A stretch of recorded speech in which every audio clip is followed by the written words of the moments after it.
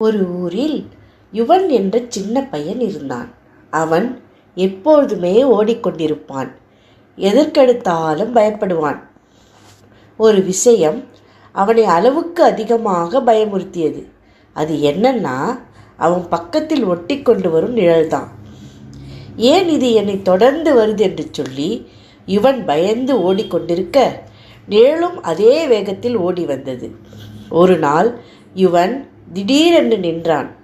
ஏய், என்ன வேண்டும் உனக்கு என்று சொன்னான். அப்போ நிழல் மெதுவா உருண்டு மனித வடிவம் எடுத்தது. சின்ன சின்ன சிரிப்புடன் சொன்னது, நான் உன்னை பயமுறுத்த வரல, நீ நின்று என்னை தைரியமா பார்க்கிறாயா இல்லையா என்று பார்க்க வந்தேன் என்றது. இவன் அதிர்ச்சியாயிட்டான். நிழல் சொன்னது, நீ பயந்தவன் இல்லை, உனக்குள் தைரியம் ஒளிந்திருக்கிறது என்றும் நான் யார் என்று நீ அறியவும் உன்னை தொடர்ந்து வந்தேன் என்றது. நீ தைரியசாலி, உனக்குள் இருக்கும் தைரியத்தை வெளிப்படுத்த நிழலாய் வந்த இயேசு நானே. எல்லாத்துக்கும் பயந்து ஓடிக்கொண்டே இருக்கிற உன்னை நிற்கச் செய்து நிதானிக்கச் செய்து நானே.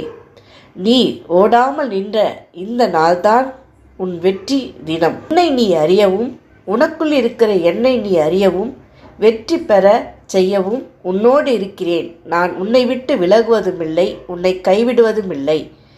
இவன் இயேசுவை உணர்ந்து ஏற்றுக்கொண்ட அந்த நாளிலிருந்து பயமில்லை, தோல்வி இல்லை, எதற்கும் ஓடவில்லை. இவன் சிரித்தான். நிழலாயிருக்கிற இயேசுவை கைப்பிடித்து நடக்க ஆரம்பித்தான்.